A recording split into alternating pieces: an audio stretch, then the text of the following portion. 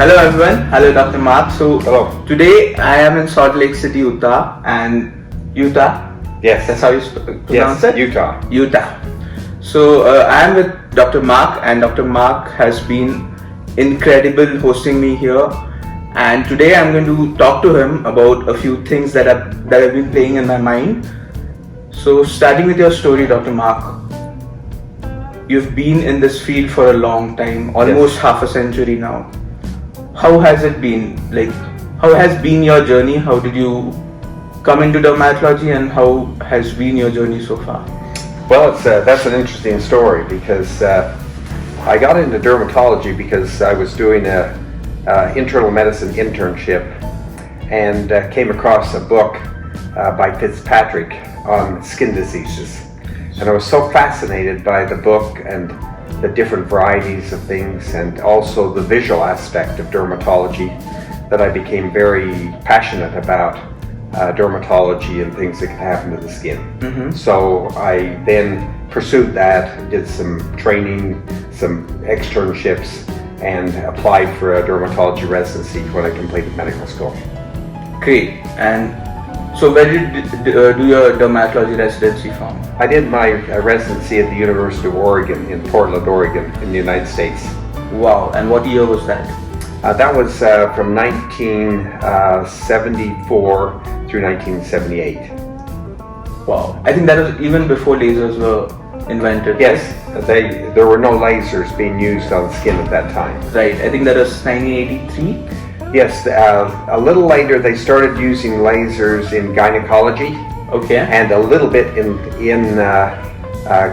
skin conditions while I was a resident in my residency. But we didn't ever get any training on lasers during my residency. Oh, that's great. So over the past, it's 44 years now? Yes. How have you seen dermatology change? Well, dermatology has changed in many, many ways, not only in the new medications that have come out and made treatments like psoriasis and other conditions much more treatable, but also technology has improved to the point where we can do much more both therapeutically and cosmetically for a number of different conditions. Right. And if you were to point out 3 things which you think have changed the way dermatology is being practiced today over the past 40-45 years, what would those be? Well, I think in terms of the medications, certainly some of the new targeted medications like biologics and so forth have really made it possible to treat very difficult conditions for which we didn't have good treatment. So on the medical side of dermatology, there's been tremendous improvement.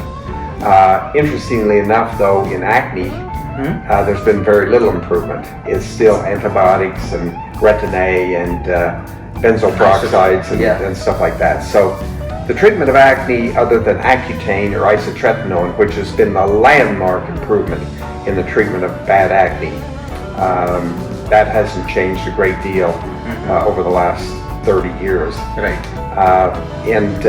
Technology, though, has really made it possible to do some of the cosmetic treatments that we do, helping scars, wrinkles, skin pigment, removal of tattoos and other issues. So the invention of lasers and radiofrequency and other types of technology has expanded our capabilities for doing other aesthetic treatments. Great. So if you were to broadly put it, biologics in the medicines, and in the aesthetic sense, the devices. Yes, devices. Energy-based devices. And also some of the medications like Botox, neuromodulators and fillers and other things have made it ways in which we can improve people's confidence. Right. So when we talk about lasers, I've seen your practice, a huge practice, 22,000 feet in one space that's out of the world. So when you talk about lasers, and I think each room has a laser. Yes. Yeah. Multiple lasers. Multiple lasers. So that's incredible.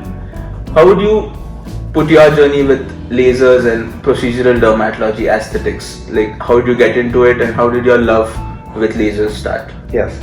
Well, in 1984, I made a conscious decision I was fascinated by the technology, and I decided that I would become an expert in laser technology. And so at that point, there were only a couple of lasers available. One was the pulse dye laser, which was being used to treat birthmarks. It was a yellow light laser that would treat red birthmarks to some extent. And then the CO2 laser became invented, and at that time it was only being marketed for treating tattoos, which was a brutal treatment for tattoos because the CO2 laser burns the skin off that has the tattoo in it. I didn't know this part. Yeah. And so at that point, those were the only two lasers that were out there. Not long after that, lasers started coming out for pigment. And there was a laser made by Candela called the pigment dye laser, which was a terrible laser. But it did help a little bit. And then after that, we had the Q-switch lasers that were invented for tattoos and some pigment disorders. And that has turned out to be quite helpful in pigment and tattoo removal. There was lots of attempts to treat veins on the legs and arms and places like that with lasers. That has only been partially successful because sclerotherapy or injections really is a better way to treat most leg veins and spider veins and so forth. Still, some of that is done, but not as much. Those lasers help, especially broken blood vessels on the face, telangiectasia and so forth, but not great for leg veins.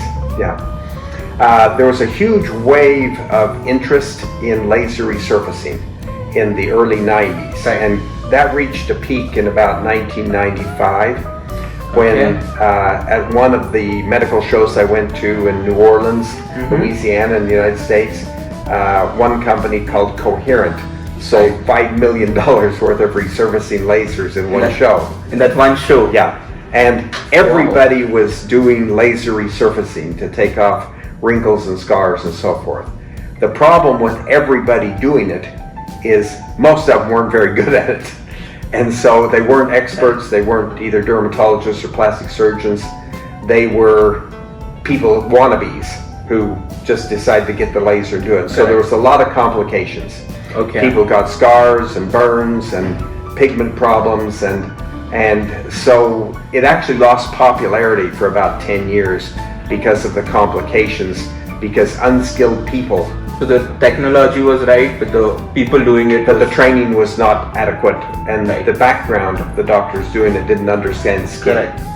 So a lot of it was done in the 1995 to almost 2000, and then it kind of fell off, and not much was done with full ablative resurfacing.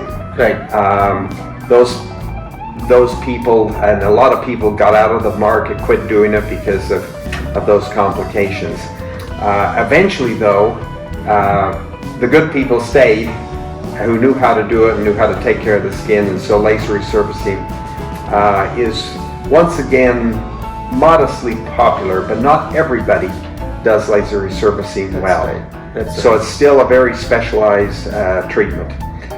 Later on in the late 90s and the early 2000s, additional lasers were invented, fractional lasers where only a certain percentage of this skin is treated, became popular, and they still are popular. They're fractional CO2 laser, fractional erbium glass laser, some of the names out there, the Fraxel Dual, Halo, have stood the test of time over the last 20 years, and still a little safer because only part of the skin is treated.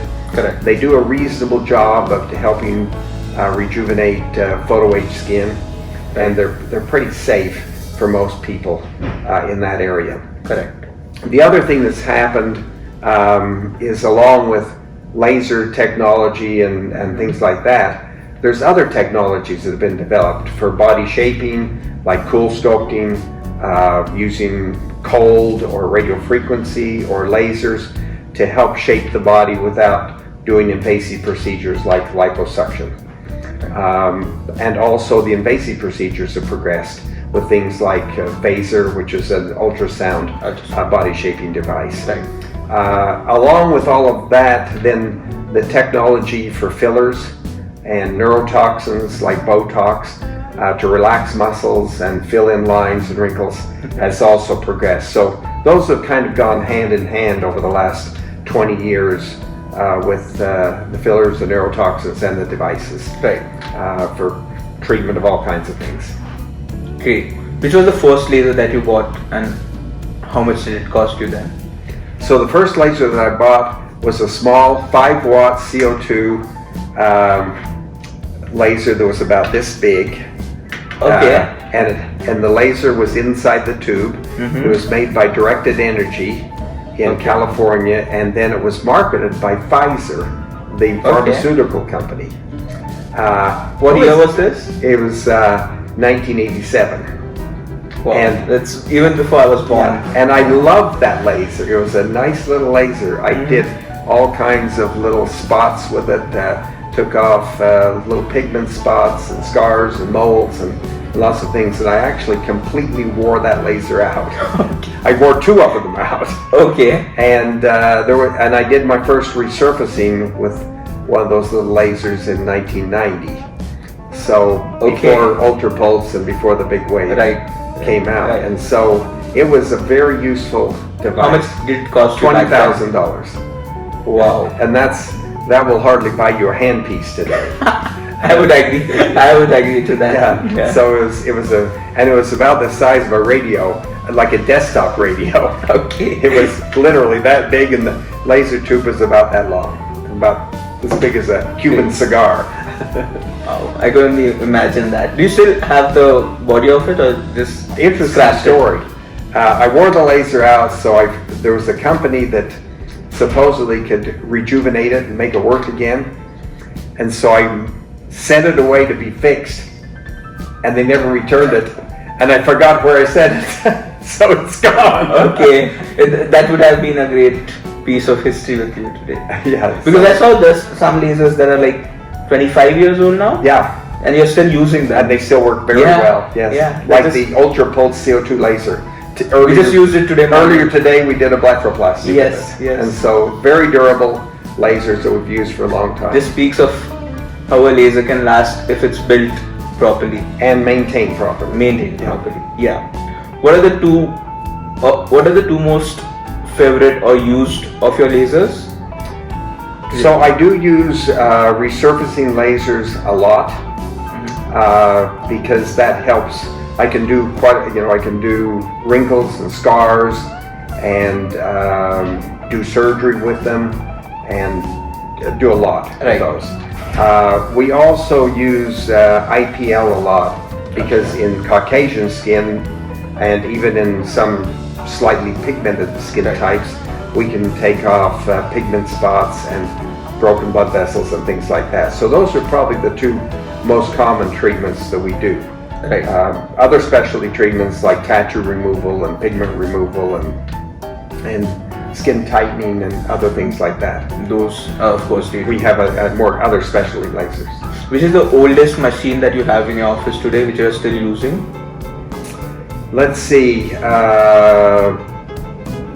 The oldest machine I have is an erbium laser that I acquired in 1990.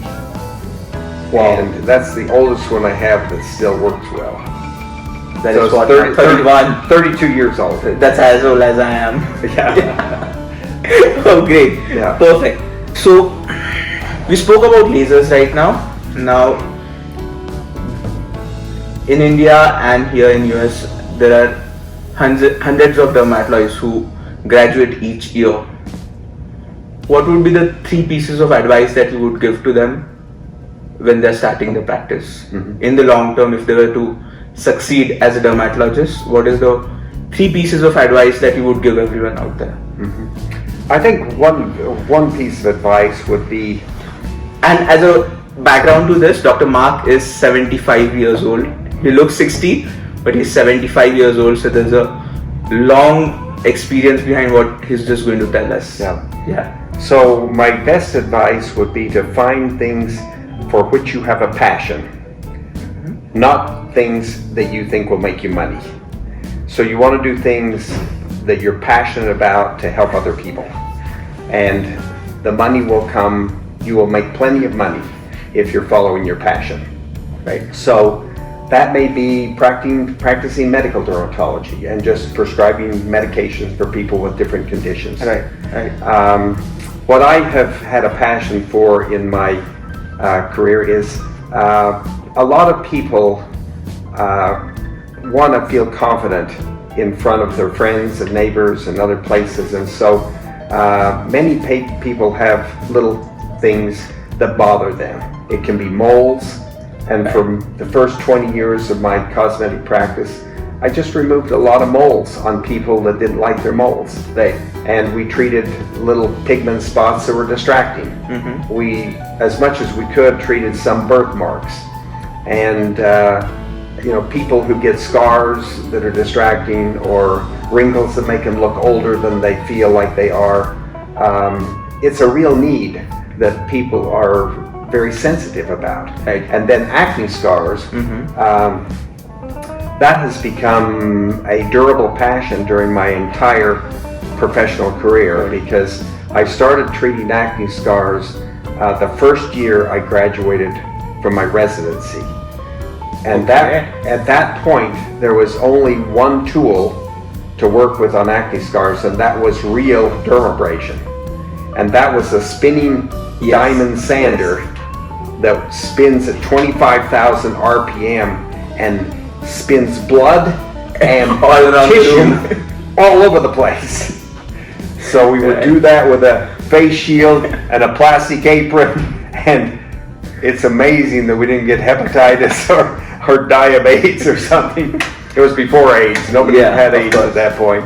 And so we did quite a few patients like that, and we made some improvement. But it left a lot of areas that didn't improve.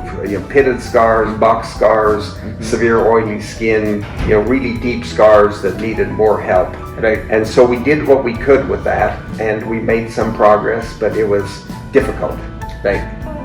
Difficult to perform, difficult to recover from, and not perfect. Correct. So finding your passion and doing it with sincerity. Find your passion, something you love to do. You love the technology, you love helping people, you enjoy the satisfaction of looking back on your day and say, I made a difference. I did something that was good. And so if you have a passion for going to work and doing things that are meaningful and feeling satisfied at the end of the day, then going to work is not work. It's a hobby. I can see that. It's fun. You are a live example of that. It's fun to go and do that kind of thing. And the other thing is, I think for a young dermatologist, you don't need to have every device to start with. Start with something that you really want to learn, and learn how to do it really well, safely and effectively. And then pick the next thing you want to do. And study it, train with good people, learn how to do that. Don't do bad work. Don't start doing stuff that you're not well trained for, because it'll get you in trouble. And then gradually add skills to your skill set as you go, one at a time. That is good advice. Yes. So you're just talking about acne scars, and that is one of the most important reasons I am here. Yes. The device that you have designed, the Taylor Liberator. So specifically talking about acne scars, you just told us how you began with dermabrasion. And how has the treatment of acne scars evolved over the past half century or so? And how did you end up designing and inventing the Liberator? Okay. So for the first 20 years that I did acne scars, all of the treatments were from the top down. We were trying to smooth the surface of the skin with dermabrasion to start with. Sometimes we use fillers, trying to fill them up. Sometimes we use lasers as soon as we had lasers to try and blend the surface of the skin. And we made some progress with that. But over time, we realized that there's a lot going on under the skin. There are scar bands that pull the skin down, that cause dimples, that cause pitted scars, that are working underneath and making it very hard to get the skin level and looking good. So There were some early publications talking about things like subcision, going underneath the skin, below the dermis, above the subcutaneous, and cutting those scar bands could help. What year is this? Around. That is in the early 2000s. There were some papers published about that. Okay. And so I was still doing laser treatments and doing different things and helping. And so we were still making some progress with lasers. But one day I was doing a treatment with the contour thread lift. It was a permanent thread with barbs on it that would hold the face up. Okay. And I was using a device to pre-tunnel the skin for those threads. Scars that were tethered down. Right. So I had a device that came with the contour thread lift. It was like a little probe that would loosen up the skin. Right.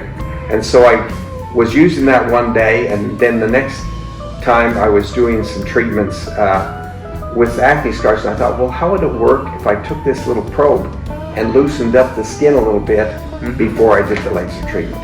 Right. Okay. So it was had a little plastic handle on it and a little probe that would kind of loosen the skin a little bit. And so I was about ready to do some acne scars for resurfacing. I thought, what would happen if I just loosened up some of those scar bands a little bit before I did the laser resurfacing? Right. And so I did. I made it numb, filled it full of tumescent anesthesia, went underneath the skin and tried to loosen up the scar bands. And the improvement I saw was like twice as good as anything I'd done before. And so I thought, this is going to work really well. So then I started designing better probes. To start with, I had one that looked like a little flat screwdriver. Would you call that as the first versions of blunt subcision? The Contour probe. It could be, yeah. This is a long time could back. be. Yeah. Because people are talking now about subcision with the cannula. I think that original device was made by a company called SharpPoint. Okay. And it was made to pre-tunnel for those threads. Right. And so that was the first device I tried. Correct. And then I went and started having a manufacturer, originally somebody that made liposuction cannulas, make me a couple of devices. Right. They were not so good. Then I found another manufacturer that could make a thinner device with a straight point, and then I had a second device with a forked point. And so I would do the straight point first, and then go with the forked point, so I'd do a two-step procedure. And over time, we did a lot of cases with those, and it got good results, and published the first publication of 114 patients. When was that? With those two, that was in 2017. Wow. Quite late. Okay. Yeah. And then I decided to combine the forks and the straight. And so I made the Taylor Liberator that has two notches in it. The tips are a little bit blunted so that it won't go through the skin and poke out. And have several versions of that until we have the current device that works very, very well for doing that subcision. That is for sure. And I'm a proof of it. I see the results that patients get with the device, so I'm sure I can believe what you see. When we see a patient of acne scars, or when you see a patient of acne scars, how do you evaluate them, and is there a flowchart in your mind of seeing the type of scars and the type of patient? How do you treat it? Okay, and the evaluation is very important because it's important to decide what type of scar you're dealing with. Right. There are an assortment of scars. We have rolling scars, which are one of the more common types of scars. We have box scars that have more of a drop down edge on them. We have pitted scars that are more like a hole in the skin. We have hypertrophic scars that are a raised lumpy scar. We have keloid scars that are actively growing and spreading, red, inflamed, tender scars. We have scars with no pigment. and we have scars that have too much pigment. And so that's both kind of, red and Yeah. melanin. exactly. So that's kind of the spectrum of scars that we deal with. And so it's important to first realize, what am I dealing with? What kind of scars do I have here? And usually it's multiple types of scars in a single patient. Right. And then how do you decide which treatment to go for in which patients? So if you have, and most scars do have some kind of dermal scar band associated with them, even the pitted scars, Right. to some extent. It's just a much more narrow Narrow. band. So for most scars, there is a dermal scar band. And Right. so we do subcision in most types of atrophic scars. Correct. If the scars have edges on them that are irregular drop off, then I use an erbium laser to try and blend and smooth that edge somewhat before doing the subcision, so that once we release the scar band, the scar can float a little bit. Right. And then and we'll do that with do what we call tangential resurfacing to smooth all of those edges as much as possible, do the subcision, and then we blend that whole area together with a fractional ablative laser. We use 3 different types of a fractional ablative lasers. We do fractional CO2, a little more heat, a little more contraction, and I would say the most aggressive of the fractional ablative lasers. We use fractional erbium, a little less heat, more ablation, maybe a little easier on pigmentation, and a little less risk of post-inflammatory hyperpigmentation. Correct. And then we have a laser that I really like for darker skin types called the Photona Starwalker laser, because it uses fractional 1064 pico nanosecond pulses to make thousands of little tiny holes in the skin without heat. So when you So say pure pico ablation. nano, when you say pico nano, it's in an alternate pulse. It has a pulse train of nanosecond pulses with pico spikes Okay. interspersed. Right. So And we have done a lot of treatments with that. We've published on this as well. And the advantage to that is we can treat dark skin and they heal pretty quickly with Right. less PIH, less post-inflammatory hyperpigmentation. Correct. So do you combine it with the erbium and CO2, or one of those two, that, or is it a standalone treatment? It's usually a standalone treatment. Okay. And it's pretty aggressive. We'll do 6 passes, so it's very bloody. I think I've seen Yeah. one video with it. It leads to pinpoint bleeding also, Yes, right? yeah. Yeah. It's Yes. aggressive, you call it aggressive laser microneedling. Yes. I think I remember one of the videos that I saw. Great. Okay. So with those treatments, we have published 3 studies, the one in 2017 and 2 in 2021. Right. And our average improvement with that combined aggressive approach is about 70% improvement in a single treatment. Right. And I think we're gradually improving that even more. My latest innovation is that I'm using a very tightly focused erbium laser to remove the epithelium inside pitted acne scars.